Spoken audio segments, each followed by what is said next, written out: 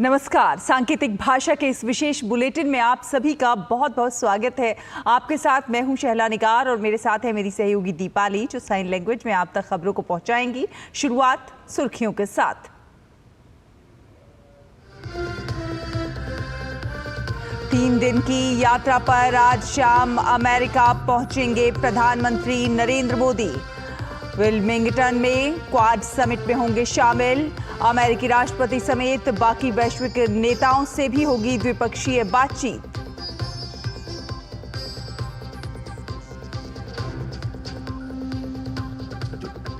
जम्मू कश्मीर के चुनाव प्रचार में अमित शाह के निशाने पर विरोधी। मेंढर और सुरनकोट की रैली में कांग्रेस, नेशनल कॉन्फ्रेंस और पीडीपी को बताया सूबे की बेहाली का जिम्मेदार। मल्लिकार्जुन खड़गे ने भी जम्मू में बीजेपी पर किया पलटवार।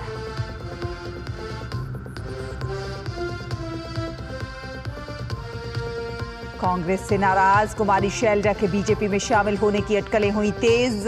बीजेपी नेता मनोहर लाल ने कहा, कुछ बातें रणनीतिक होती हैं, अब शैलजा के अगले कदम पर टिकी नजरें।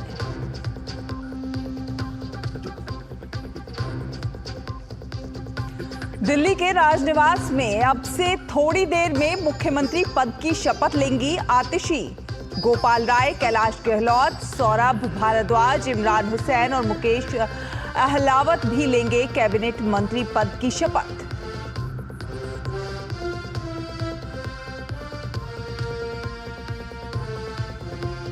श्रीलंका में राष्ट्रपति चुनाव के लिए मतदान जारी। दोपहर तक 60% से अधिक वोटिंग दर्ज। आज ही शुरू होगी मतों की गिनती, कल आएंगे नतीजे।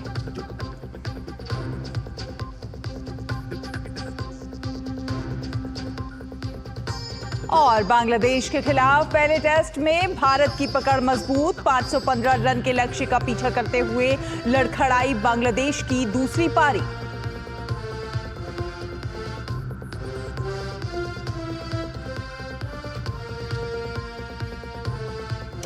तो खबरों को विस्तार से देखते हैं। आपको बता दें कि प्रधानमंत्री नरेंद्र मोदी आज शाम अमेरिका पहुंच जाएंगे। पीएम आज सुबह 3 दिन के अमेरिका दौरे पर रवाना हुए हैं और इस दौरान वो कई उच्च स्तरीय बैठकों में हिस्सा लेंगे। प्रधानमंत्री विल्मिंगटन में चौथे वार्षिक क्वाड शिखर सम्मेलन में भाग लेंगे।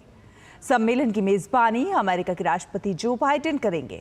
जलवायु परिवर्तन से लेकर महत्वपूर्ण उभरती प्रौद्योगिकियों से जुड़े मुद्दों पर इसमें चर्चा होने की संभावना है। शिखर सम्मेलन का विषय है बेहतर कल के लिए बहुपक्षीय समाधान। क्वाड शिखर सम्मेलन में भाग लेने के बाद प्रधानमंत्री नरेंद्र मोदी न्यूयॉर्क जाएंगे और भारतीय समुदाय को संबोधित करेंगे। वे दोनों देशों के बीच आर्टिफिशियल इंटेलिजेंस, क्वांटम कंप्यूटिंग और सेमीकंडक्टर सहित उभरती प्रौद्योगिकियों के क्षेत्र में सहयोग को बढ़ावा देने के लिए शीर्ष अमेरिकी कंपनियों के मुख्य कार्यकारी अधिकारियों के साथ बातचीत भी करेंगे।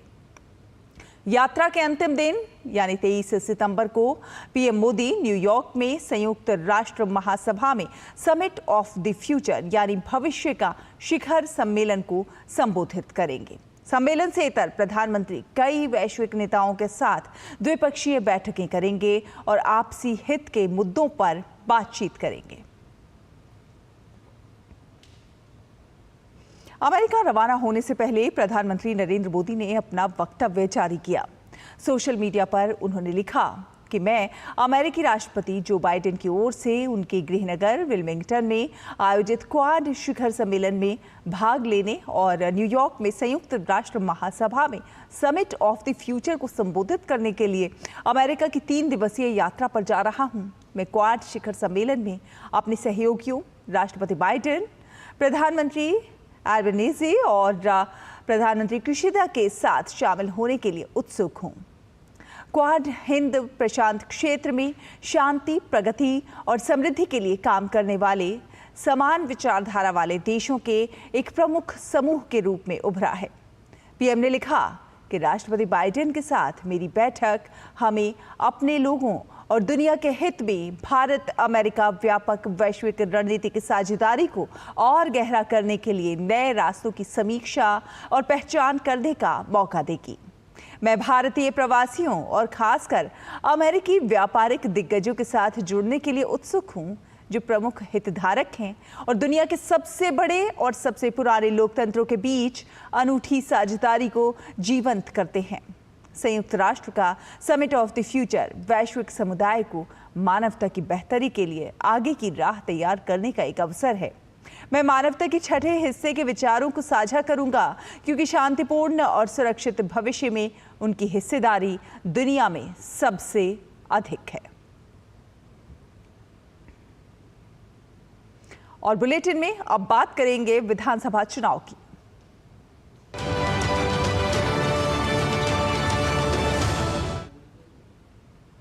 वरिष्ठ बीजेपी नेता और केंद्रीय मंत्री अमित शाह आज जम्मू कश्मीर में धुआंधार प्रचार अभियान में व्यस्त हैं।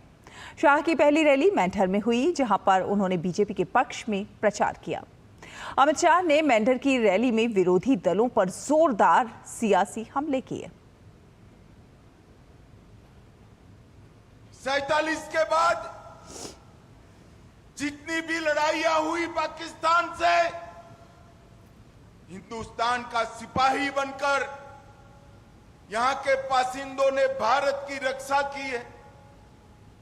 जब 90 के दशक में फारूक अब्दुल्ला साहब की मेहरबानी से आतंकवाद आया, दहशतगर्दी आई, तब भी सीनों पे गोलियां मेरे पहाड़ी और गुर्जर बकरवाल भाइयों ने झेली।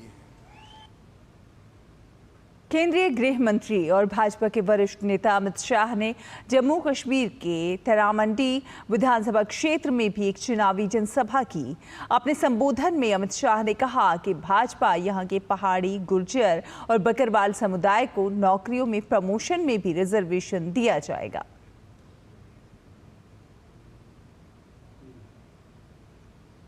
आपको नौकरी में आरक्षण मिला है, हम प्रमोशन में भी रिजर्वेशन देंगे, प्रमोशन में भी रिजर्वेशन। आप तो संतुष्ट हो कि हमारे बच्चों को नौकरी मिल जाएगी क्लास 1 की। अरे क्लास 1 सी नौकरी से कुछ नहीं होता। इतने सालों से अन्याय हुआ है, जब तक पहाड़ी गुर्जर का बच्चा चीफ सेक्रेटरी डीजीपी नहीं बनता, तब तक आपका अन्याय दूर नहीं। और ये प्रमोशन के अंदर रिजर्वेशन देंगे तो पहाड़ी बच्चे भी, गुर्जर बच्चे भी, बकरवालों के बच्चे भी चीफ सेक्रेटरी और डीजीपी बन पाएंगे। कांग्रेस अध्यक्ष मल्लिकार्जुन खड़गे ने भी आज जम्मू में प्रचार किया। एक प्रेस कॉन्फ्रेंस में अपनी पार्टी के उम्मीदवार ताराचंद के समर्थन में चुनाव प्रचार करने के लिए जम्मू पहुंचे खड़गे ने यहां एक प्रेस कॉन्फ्रेंस की और बीजेपी पर पलटवार किए। खड़गे ने यहां एक बार फिर मैनिफेस्टो में किए गए वादों को दोहराया। जम्मू कश्मीर को स्टेटहुड दिलाने के लिए हमारी पूरी कोशिश रहेगी। हर परिवार को 25 लाख का हेल्थ बीमा हम देंगे। हर महीने 3,000 रुपए देने का हमारा वायदा है। 1 लाख नौकरी हम इमीडिएटली इसको देंगे, नोटिफाई करेंगे। हरियाणा कांग्रेस की दिग्गज नेता कुमारी शैलजा कांग्रेस आला कमान से नाराज बताई जा रही हैं। ये बात तो दुनिया के सामने आ चुकी है और इसी बीच सियासत की गलियों में एक सवाल ये भी तैर रहा है कि क्या कुमारी शैलजा बीजेपी में शामिल हो सकती हैं। अब ये कोरी अफवाह है या फिर कुमारी शैलजा की इच्छा, ये बात थोड़े वक्त के बाद साफ हो जाएगी। लेकिन इन अफवाहों को बल इसलिए मिल रहा है क्योंकि पूर्व मुख्यमंत्री और हरियाणा के दिग्गज बीजेपी नेता मनोहर लाल इसका जवाब संकेतों में दे रहे हैं। पहले तो उन्होंने कहा कि इस तरह की संभावनाओं से इनकार नहीं किया जा सकता, सही समय आने पर आपको सब कुछ पता चल जाएगा। फिर अब ताज़ा बयान ये आया है कि कुछ बातें रणनीतिक होती हैं, उसे रणनीतिक ही रहने दें। आपको वो दोनों बयान सुनवाते हैं।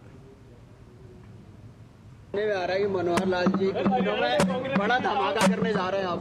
देखिए कुछ बातें रणनीति की होती है, अंदर रहने दो। शैलजा जी आ रही बीजेपी में। कुछ बातें रणनीति की होती है, अंदर रहने दो। हरियाणा में कांग्रेसी नेताओं की वीडियो बड़ी वायरल हो रही है सर। सब मैंने बता दिया, एक एक करके उल्लेख किया और जनता को बताने की जरूरत है। कब क्या होता है, ये संभावनाओं का संसार है, तो संभावनाएं कभी भी टाली नहीं जा सकती हैं, इसलिए समय आने पर सब कुछ पता लगेगा। तो आखिर कुमारी शैलजा को लेकर अटकलों का दौर क्यों चल रहा है और इसके पीछे सबसे बड़ी वजह है राजनीतिक आकांक्षा। हरियाणा की सियासत में अपना रसूख और ज्यादा बढ़ाने के इरादे से शैलजा विधानसभा चुनाव लड़ना चाहती थी। ये इच्छा उन्होंने सार्वजनिक रूप से जाहिर भी कर दी, जिसके बाद हुड्डा खेमे की बेचैनी बढ़ गई। सभी जानते हैं कि हुड्डा और कुमारी शैलजा में 36 का आंकड़ा चल रहा है और ये भी जानते हैं कि हुड्डा परिवार के आगे आला कमान नतमस्तक हैं। वैसे शैलजा अभी सिरसा से लोकसभा सांसद हैं, लिहाजा कांग्रेस आला कमान ने उन्हें विधानसभा का टिकट नहीं दिया। इसके बाद से ही शैलजा अपनी पार्टी से खींची खींची नजर आ रही हैं। इस नाजुक हालात में उन्हें पार्टी के भीतर अपमानजनक बयान का भी सामना करना पड़ा है। अब हालात ये हैं कि शैलजा चुनाव प्रचार से बिल्कुल गायब हो गई हैं। कांग्रेस नेता कुमारी शैलजा के कथित अपमान पर आजाद समाज पार्टी के अध्यक्ष और सांसद चंद्रशेखर आजाद ने भी प्रतिक्रिया दी है। भाई एक आदमी कितनी बार अपमानित होगा, आप मुझे बताइए, जिसने इतने लंबे समय तक पार्टी की सेवा की हो और आज उसको जो है जिस तरह से उसे अपमानित करने का काम किया। हमें शर्म के साथ कहना पड़ रहा है कि एक तरफ तो साइडलाइन कर दिया गया है, दूसरी तरफ उनकी पूरी मेहनत पे भी, और जिस तरह की टिप्पणियां जो लोग सरकार में सपना देख रहे हैं आने का वो लोग कर रहे हैं, ये समझना चाहिए कि उनके भी घर में बहन बेटी है। इतना अहंकार नहीं होना चाहिए और समाज सब देख रहा है। ऐसा ना हो ऐसी बाजी पलटी जाए कि आपकी आंखें जिस दिन 8 तारीख को खुले तो आपको ऐसा। और सेंटर के जो उनकी लीडरशिप बिल्कुल चुप है, ये भी इस बात का उदाहरण है कि सब कुछ मिले जुले तरीके से हो रहा है। तो हमारे लोगों को सावधान रहना है। जो लोग आज उन पार्टियों में हमारे समाज के नेता उन्हीं की इज्जत नहीं करते, तो हमारे समाज की क्या इज्जत करेंगे, ये भी समझने का विषय। तो ये थी खबरें विधानसभा चुनाव से जुड़ी हुई।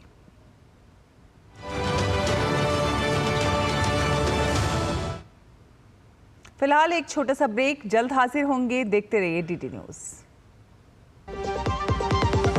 MDH का किचन किंग किचन में हो तो हम सब कुछ बना सकते हैं। बैंगन का भरता, आलू गोभी, भिंडी मसाला और भी बहुत कुछ। MDH। बात जब पीढ़ियों के लिए बनने वाले घर की हो तो जिम्मेदारी बड़ी हो जाती है। गैलेंट समझता है ये जिम्मेदारी। अब डबल M रिब्स के साथ गैलेंट एडवांस TMT रीबार, निर्माण का रियल हीरो। ब्रेक के बाद स्वागत है। पंजाब में प्राइवेट अस्पतालों में आयुष्मान योजना में सेवा बंद कर दी है, जिसे लेकर बीजेपी नेता मनविंदर सिंह ने पंजाब सरकार पर निशाना साधा है। उन्होंने कहा है कि पंजाब सीएम 200 करोड़ से ज्यादा रुपए जहाज में खर्च कर चुके हैं, लेकिन उनके पास अस्पतालों को चुकाने के लिए 600 करोड़ रुपए नहीं बचे हैं। पंजाब सरकार जानबूझकर पंजाब के जरूरतमंद लोग, किसान, मजदूर, आर्थिक लोग पक्ष से कमजोर लोगों का जो आयुष्मान भारत के तहत इलाज होता था उसको रुकवाने का काम कर रही है। वहां के प्राइवेट हॉस्पिटल और नर्सिंग होम एसोसिएशन ने साफ तौर पर मना कर दिया कि उनका 600 करोड़ जब तक बकाया नहीं मिलता तब तक वो पंजाब के जरूरतमंद गरीब, किसान, मजदूर का इलाज नहीं करेंगे। याद रहे 60% भारत सरकार पैसा देती है, केवल 40% स्टेट की गवर्नमेंट ने देना है। भगवंत मान जी की सरकार के पास 200 करोड़ रुपया अरविंद केजरीवाल जी को प्राइवेट जहाजों में उड़ाने के लिए है, भारत सरकार के फंड देने को नहीं। तो बीजेपी सोशल मीडिया सेल के प्रभारी अमित मालवीय ने असदुद्दीन ओवैसी पर निशाना साधा है। अपने सोशल मीडिया प्लेटफॉर्म एक्स पर पोस्ट करके उन्होंने कहा है कि असदुद्दीन ओवैसी ने खुद माना है कि उत्तर प्रदेश में 1.21 लाख वक्फ संपत्तियों में से 1.12 लाख संपत्तियों का कोई दस्तावेज नहीं है। ये समस्या का एक हिस्सा है। वक्फ ने ऐसी कई अवैध संपत्तियों पर दावा किया है जो ज्यादातर गरीब मुसलमानों की हैं। और रामपुर की जौहर यूनिवर्सिटी में सफाई मशीन बरामदगी मामले में इलाहाबाद हाईकोर्ट से आजम खान को एक बड़ा झटका लगा है। हाईकोर्ट ने आजम खान की जमानत याचिका को खारिज कर दिया है। इसके साथ ही साथ आजम खान के बेटे अब्दुल्ला आजम और उनके सहयोगी अजहर खान की भी जमानत अर्जी को कोर्ट ने नामंजूर कर दिया है। ये फैसला जस्टिस समित गोपाल की सिंगल बेंच ने सुनाया। बीती 2 सितंबर को इस मामले की सुनवाई पूरी होने के बाद कोर्ट ने अपना फैसला सुरक्षित रखा था, जिसे आज सुनाया गया। ये मामला 2022 का है, जब रामपुर के कोतवाली थाने में सफाई मशीन चोरी का केस दर्ज किया गया था। पुलिस ने जांच के बाद जौहर यूनिवर्सिटी से सफाई मशीन बरामद की थी, जिसके बाद ये मामला तूल पकड़ गया था। आजम खान, उनके बेटे अब्दुल्ला आजम और सहयोगी अजहर खान पर इस मामले में गंभीर आरोप लगाए गए थे।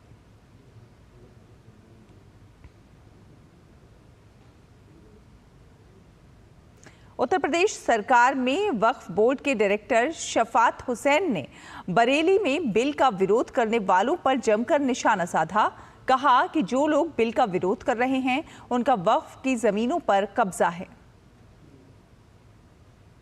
जो भूमाफिया हैं, रजिस्टर्ड भूमाफिया जो वक्फ बोर्ड में काम कर रहे हैं, उनको मैं रजिस्टर्ड भूमाफिया कहूँगा। उन लोगों के पेट में दर्द हो रही है और जो एक कहते हैं पुराने धन पर सांप जो है वो उस पर कुंडली मार के बैठ जाता है, उसी तरह ये भूमाफिया, रजिस्टर्ड भूमाफिया वक्फ की ज़मीनों पर कुंडली मारे बैठे हुए थे। दूसरे दलों के द्वारा एक भ्रम फैलाया जा रहा है। जिस तरह से भारतीय जनता पार्टी का सपा, बसपा और कांग्रेस ने एक भ्रम फैला रखा था कि बीजेपी मुसलमानों की दुश्मन है। 14 से लेकर के और अब तक जो भारतीय जनता पार्टी की सरकार चल रही है, उसमें कोई भी ऐसा काम नहीं हुआ जो मुस्लिम विरोधी हो, जिसको मुस्लिम विरोधी कहा जा सके। लेकिन मैं दावे से कहता हूं कि ये नरेंद्र मोदी की सरकार है, बिल पास होकर रहेगा और उसका लाभ मुस्लिम समाज को मिलकर रहेगा।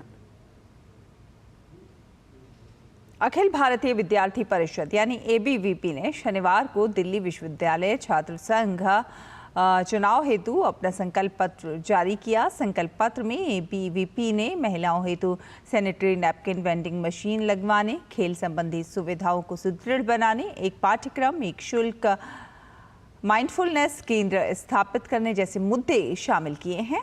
इस दौरान ABVP के 4 प्रत्याशियों सहित छात्र संगठन की राष्ट्रीय महामंत्री याज्ञवल्क्य शुक्ल और मंत्री शिवांगी खरवाल मौजूद रहे। ABVP ने शुक्रवार को ही डूसू चुनाव के लिए अपने प्रत्याशियों के नाम की आधिकारिक घोषणा की थी। ऋषभ चौधरी को अध्यक्ष, भानु प्रताप सिंह को उपाध्यक्ष, मित्रविंदा करेनवाल को सचिव और अमन कपासिया को संयुक्त सचिव के पद के लिए उम्मीदवार बनाया गया है।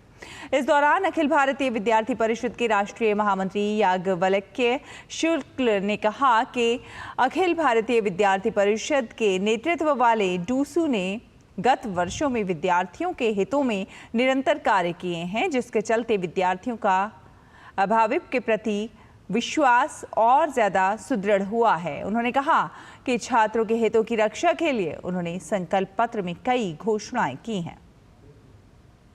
इस बार का डूसू हम 5P के आधार पर चुनाव लड़ने वाले हैं।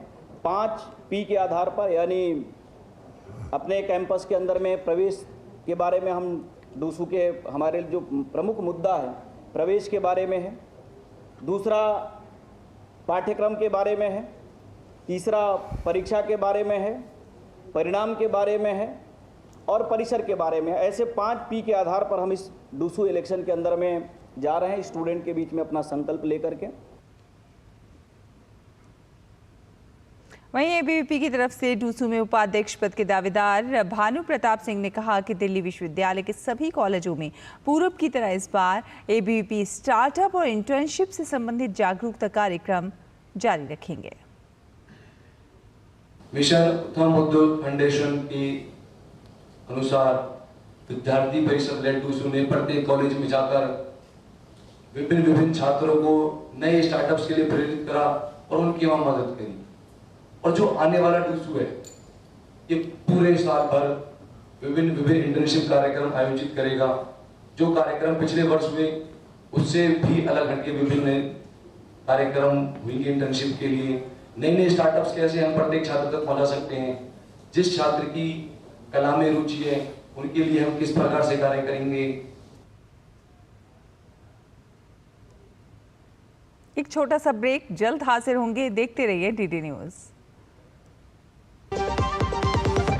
दादी के हाथों का जादू और खुशबू से महकता घर। MDH गरम मसाला, असली मसालों से भरा हूँ मैं, क्योंकि हर रिश्ता है स्वाद से जुड़ा। बेटियां घर की रौनक हैं, बेटियां घर संवारती हैं, बेटियां पीढ़ियां सजाती हैं, बेटियां घर की बुनियाद कहलाती हैं। बेटियों को सलाम करता है मोंगिया स्टील, स्टील का बादशाह। ब्रेक के बाद स्वागत है आपका। खबरों में आगे बढ़ेंगे। आपको बता दें कि हिमाचल प्रदेश में मस्जिद विवाद के बीच आज सिरमौर जिले के शिलाई में हिंदू संगठन और स्थानीय लोग सड़कों पर उतर आए। प्रदर्शनकारियों ने शिमला के संजौली में हुए पुलिस लाठीचार्ज पर कार्रवाई की, प्रवासियों का वेरिफिकेशन और वक्फ बोर्ड को खत्म करने की मांग की। प्रदर्शनकारियों का कहना है कि वक्फ बोर्ड जगह जगह सरकारी जमीन पर अवैध कब्जा कर रहा है, इसलिए इसे भंग किया जाना चाहिए। इसके साथ ही बाहरी राज्यों से आ रहे लोगों का वेरिफिकेशन भी होना चाहिए।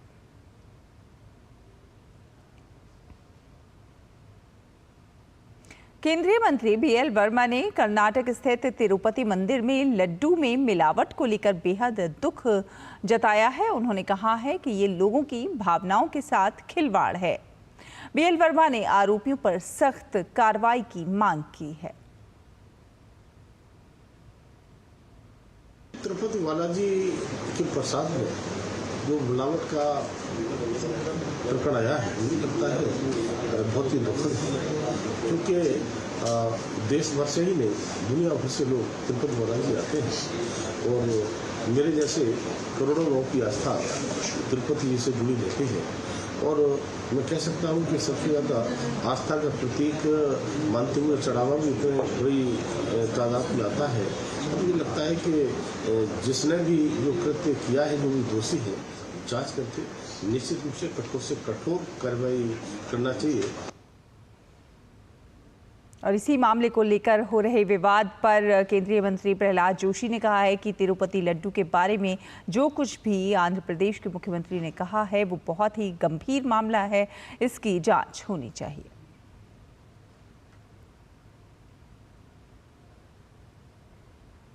तिरुपति लड्डू के बारे में मुख्यमंत्री जी ने कहा है कि बहुत ही गंभीर मामला है, इसका पूरा जांच होना चाहिए।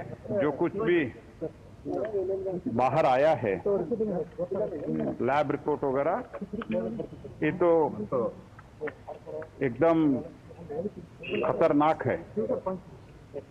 तो पूरा करोड़ों करोड़ों लोगों का श्रद्धा का विषय है।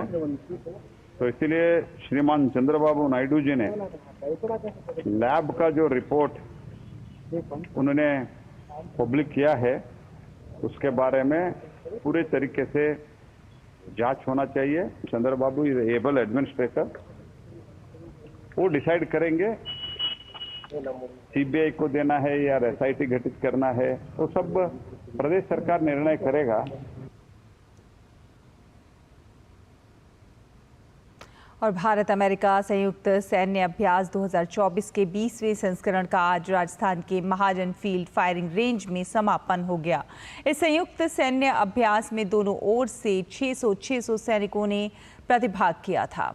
भारतीय सेना की टुकड़ी का प्रतिनिधित्व राजपूत रेजिमेंट की एक बटालियन ने किया, जबकि अमेरिकी सेना की टुकड़ी का प्रतिनिधित्व अलास्का स्थित 11वें एयरबोर्न डिवीजन की 124वीं बटालियन के सैनिकों द्वारा किया गया। 12 दिवसीय ये युद्धाभ्यास 9 सितंबर को शुरू हुआ था। साल 2004 से ये युद्धाभ्यास हर साल दोनों देशों के बीच आयोजित किया जा रहा है, जिसका उद्देश्य आतंकवाद विरोधी अभियानों को अंजाम देने के लिए दोनों पक्षों की संयुक्त सैन्य क्षमता को बढ़ाना है। आयोजन को लेकर दोनों देशों के प्रतिनिधियों ने खुशी जाहिर की और कहा कि भविष्य में वैश्विक शांति बनाए रखने के लिए दोनों देश एक साथ काम करने के लिए तैयार हैं।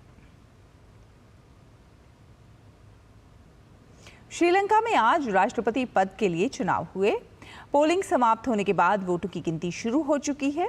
इन चुनावों पर भारत समेत दुनिया भर की नजरें टिकी हुई हैं।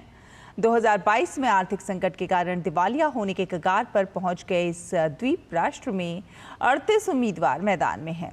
मुख्य मुकाबला मौजूदा राष्ट्रपति Ranil Wickremesinghe, National People's Power गठबंधन के उम्मीदवार अनुराग कुमार दिसानायके और एसजेवी नेता सजित प्रेमदासा के बीच है।